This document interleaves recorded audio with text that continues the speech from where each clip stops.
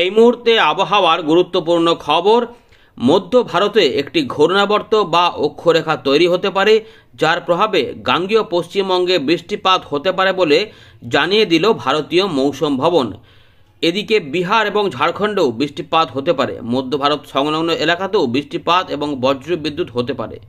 কবে থেকে কিভাবে কি সম্ভাবনা রয়েছে আমরা এখানে জানাবো।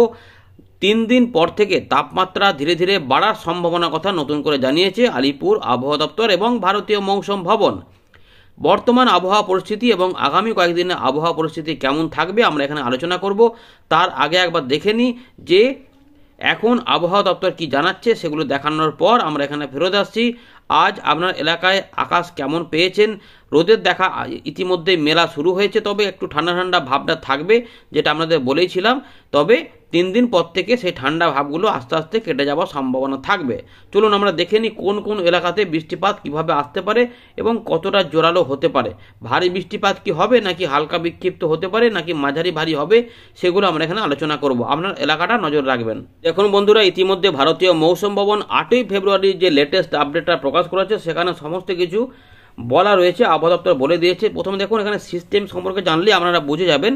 দেখুন আবহাওয়া দপ্তর কিন্তু এখানে বলছে যে গাঙ্গেয় পশ্চিমবঙ্গে 13 এবং 14 তারিখে বৃষ্টিপাত হতে পারে।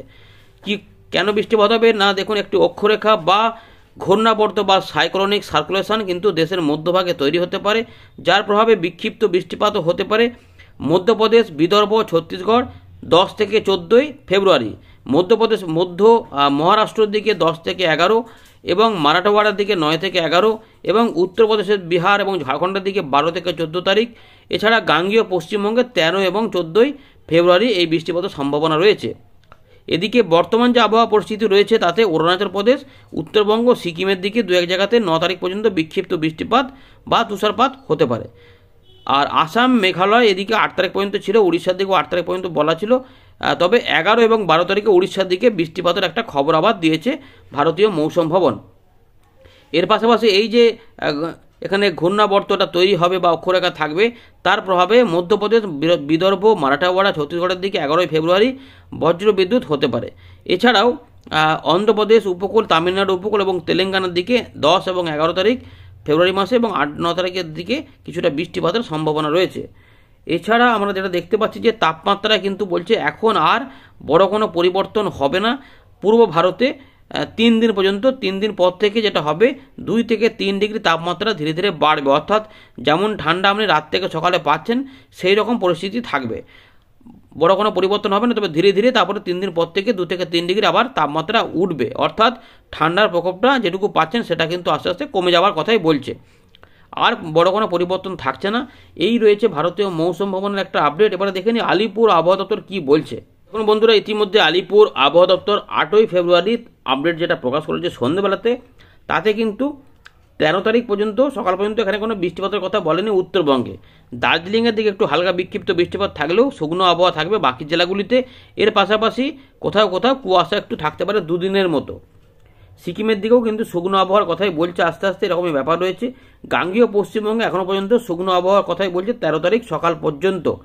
আর 2 দিন একটুখানি হালকা বিক্ষিপ্ত বা হালকা মাঝারি একটু এদিক ওদিক করে কোথাও কোনো এলাকাতে একটু কুয়াশা হতে পারে একদম সকালের দিকে। বেলার দিকে কিন্তু দেখবেন যে আকাশ প্রায় পরিষ্কারের দিকেই যাচ্ছে এবং দিনের বেলাতে রোদও বেরোবে, এরকম সম্ভাবনাই কিন্তু রয়েছে। বিহার, ঝাড়খণ্ড, উড়িষ্যা এখানে কিন্তু দেখুন শুকনো আবহাওয়া থাকবে, কিন্তু শেষের লাইনটাতে দেখুন বৃষ্টিপাত এবং ঝাড়খণ্ডে বৃষ্টিপাত। উড়িষ্যার দিকে তার একদিন আগে থেকে বৃষ্টিপাতের কথা বলছে। ডে 4 এবং ডে 5-এ উড়িষ্যার দিকে বৃষ্টিপাত ঢুকছে। ওই ঘূর্ণাবর্ত বা অক্ষরেখা যেটা তৈরি হবে তারই প্রভাবে এটা হবে। আর আন্দামান নিকোবর দ্বীপপুঞ্জে শুকনো আবহাওয়া থাকছে, তবে আবার বিক্ষিপ্তভাবে বৃষ্টিপাত শুরু হবে।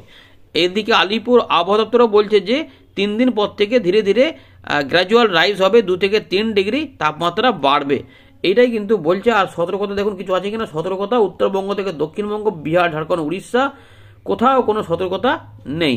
বন্ধুরা, আমরা চলে এলাম ওয়েন্ডে লাইভ স্ক্রিনে। ইতিমধ্যে আমরা দেখে নিই মেঘমালা মোটা চলে রয়েছি। এখান থেকে আমরা দেখি তাপমাত্রা কতটা কমতে পারে। 9 তারিখের দিকে 12 ডিগ্রি পর্যন্ত বা 11 ডিগ্রি পর্যন্ত থাকবে। অর্থাৎ একটু ঠান্ডা ঠান্ডা ভাবটা কিন্তু রাত থেকে সকালে থাকবে। বা সন্ধ্যের দিক থেকে রাতের মধ্যে একটু করে বা সকাল পর্যন্ত থাকতে পারে। দিনের বেলাতে অত ঠান্ডা মোটেই থাকবে না। দিনের বেলাতে তাপমাত্রা মোটামুটি 23 পর্যন্ত চলে আসছে। শনিবার এবং রবিবার বলেছিলাম যে তাপমাত্রা একটুখানি কম থাকবে। তো দেখুন দিল্লির দিকে 7, গোয়ালিয়র 10, আলাহাবাদ 9, ধানবাদ 10 এবং ঢাকা রয়েছে 12 ডিগ্রি। উত্তরবঙ্গ দক্ষিণবঙ্গ সব দিকেই মোটামুটি কাছাকাছি ওই রকমই তাপমাত্রা থাকবে। তবে উত্তরবঙ্গের দক্ষিণবঙ্গের থেকে একটু বেশি ঠান্ডা থাকতে পারে, 10 ডিগ্রি 11 ডিগ্রি থাকতে পারে, এরকম করে রয়েছে আর কি। সুতরাং ঠান্ডা পরিস্থিতি যেটা রয়েছে সেটা রবিবার পর্যন্ত থাকবে। রবিবারেও দেখুন 11 ডিগ্রি পর্যন্ত বা 10 ডিগ্রি পর্যন্তই থাকছে, আমরা দেখতে পাচ্ছি যে এরকম হতে পারে। সুতরাং এই যে দেখতে পাচ্ছেন 10 ডিগ্রি এবং ঢাকার দিকে 13 ডিগ্রি, এটাই কিন্তু সোমবারের দিকে আমরা দেখবো যে অনেকটা উঠে যাবে। সেটা কিন্তু 4 ডিগ্রি পর্যন্ত দেখা যাচ্ছে যে উঠে যাচ্ছে, 14 ডিগ্রিতে পৌঁছে যাচ্ছে। কেন না এখানে কিন্তু মেঘের সৃষ্টি হচ্ছে।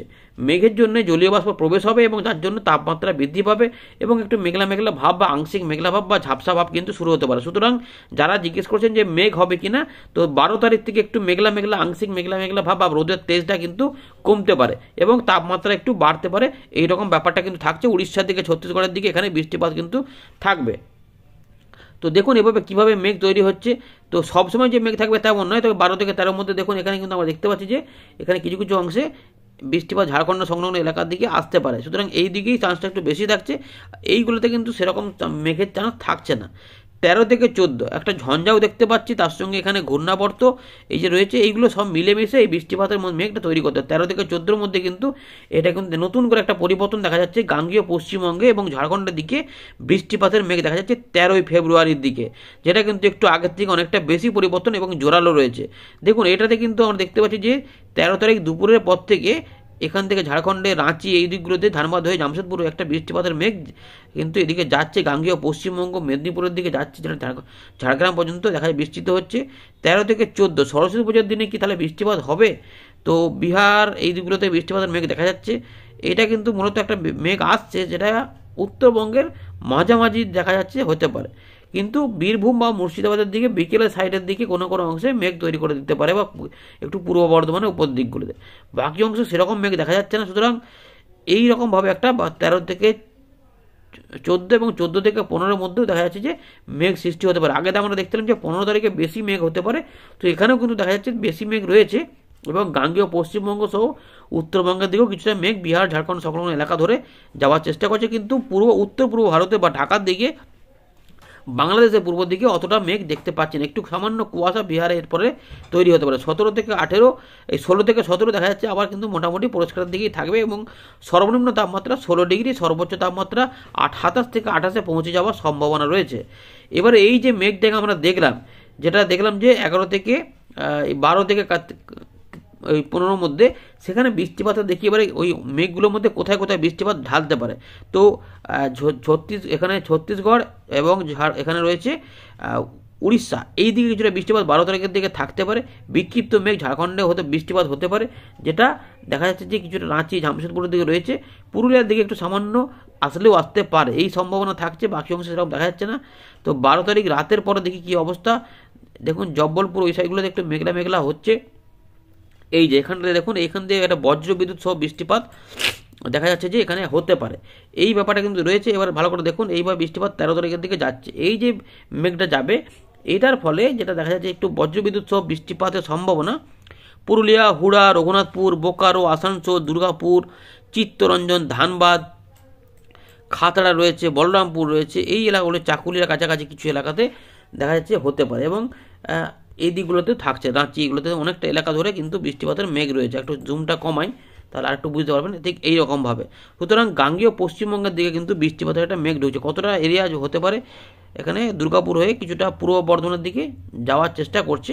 দেখি আর একটু ট্র্যাক করে দেখি, পরের দিকে এটা নিচের দিকে চলে আসছে। অর্থাৎ পশ্চিম পূর্ব মেদিনীপুরে কিছু এলাকা, ঝাড়গ্রামের দিকে কিছু এলাকার দিকেও সম্ভাবনা রয়েছে এখনও পর্যন্ত। গোয়ালতোড়, খাতড়া এবং দেখুন বিষ্ণুপুর, কতুরপুর, আরামবাগ, হুগলির দিকেও, বর্ধমানের দিকেও কিছুটা কাটোয়া পর্যন্ত এবং বেলডাঙ্গা, বহরমপুর, রামপুরহাট পর্যন্ত দেখা যাচ্ছে যে আসতে পারছে। অর্থাৎ এই এলাকাগুলির মধ্যে বৃষ্টিপাত 13 তারিখের দিকে চলে আসতে পারে, কিন্তু বাংলাদেশ বা উত্তর পূর্ব ভারতের ত্রিপুরা, মিজোরাম, মণিপুরের দিকে এখনও পর্যন্ত দেখা যাচ্ছে না। এবার 14 থেকে 15 মধ্যে বৃষ্টিপাত কিছুটা হবার মতো মেঘ আমরা দেখলাম। তো বিহার ঝাড়খণ্ডে থাকছে দেখা যাচ্ছে, বীরভূম মুর্শিদাবাদ সাইডে কিছুটা আসতে পারে। ওই সংলগ্ন এলাকার মধ্যে 14 তারিখে। তাহলে খুব বেশি বৃষ্টিপাত এখনও পর্যন্ত বড় রকমের ব্যাপার নেই। সরস্বতী পূজার দিনে যে খুব ডিস্টার্ব হবে সেরকম ব্যাপারটা দেখা যাচ্ছে না। তাপমাত্রা কিন্তু উঠেই থাকবে, একটু মেঘলা মেঘলা হতে পারে, কিন্তু 14 থেকে 15 তারিখের দিকে দেখা যাচ্ছে একটু বৃষ্টিপাত বিক্ষিপ্তভাবে এদিক ওদিক করে, মানে স্ক্যাটার রেন বা এদিক ওদিক করে ওই হালকা বিক্ষিপ্ত বৃষ্টিপাতের সম্ভাবনা দেখা যাচ্ছে বেশি করে, যেটা দক্ষিণবঙ্গে কিছু এলাকাতে হতে পারে। সেগুলো ওই পুরুলিয়া, বাঁকুড়া, ঝাড়গ্রাম, পশ্চিম পূর্ব মেদিনীপুর, বর্ধমান, হুগলি, কিছুটা 24 পরগনা, কলকাতার দিকেও এদিক ওদিক করে ছড়িয়ে ছিটিয়ে হতে পারে, বা মেঘলা আকাশ হয়েও কেটে যেতে পারে। যশোর, শৈলকুপা, পাবনা এগুলো তো রয়েছে। উত্তরবঙ্গে কিন্তু অতটা বেশি দেখা যাচ্ছে না, কি মূলত দুই দিনাজপুরের কাছাকাছি কিছু এলাকাতেই দেখা যাচ্ছে হতে পারে। আপাতত এরকম করে রয়েছে 15 তারিখের দিকে। 15 তারিখের পর 16 তারিখে চলে গেলে এটা কিন্তু আর দেখা যাচ্ছে। সুতরাং আলিপুরদুয়ার, কোচবিহার, জলপাইগুড়ি এবং মালদা এই সাইডে সব সময় যে বৃষ্টিপাত হবে সেরকম নয়, মেঘলা মেঘলা ভাবটা বেশি হতে পারে। একদিন কি দুদিন একটু বৃষ্টিপাত 14 থেকে 15-র মধ্যে এটা আসতে পারে, এরকমভাবে কিন্তু রয়েছে। 16-17-র মধ্যে আর কোথাও কোনো বৃষ্টিপাত থাকছে না। সুতরাং এখনও পর্যন্ত বাংলাদেশের এবং ত্রিপুরার দিকে, চট্টগ্রামের দিকে, বরিশাল, খুলনার দিকে বড় বৃষ্টিপাতের কোনো খবর নেই। কিছুটা রাজশাহী এবং রংপুরের দিকে কিছুটা বৃষ্টিপাত 14 থেকে 15-র মধ্যে আসলেও আসতে পারে, একটা সম্ভাবনা থাকছে। এই রয়েছে, মানে মূলত দক্ষিণবঙ্গে বৃষ্টিপাতের কথা বলেছে ভারতীয় মৌসুম ভবন, সেটাই কিন্তু আমরা এখানে দেখতে পাচ্ছি, সেটা দেখিয়ে দিলাম। এই রয়েছে আপাতত আপডেট। কিছু পরিবর্তন হলে পরবর্তী আপডেট আবার জেনে যাবেন, নজর রাখবেন। ধন্যবাদ।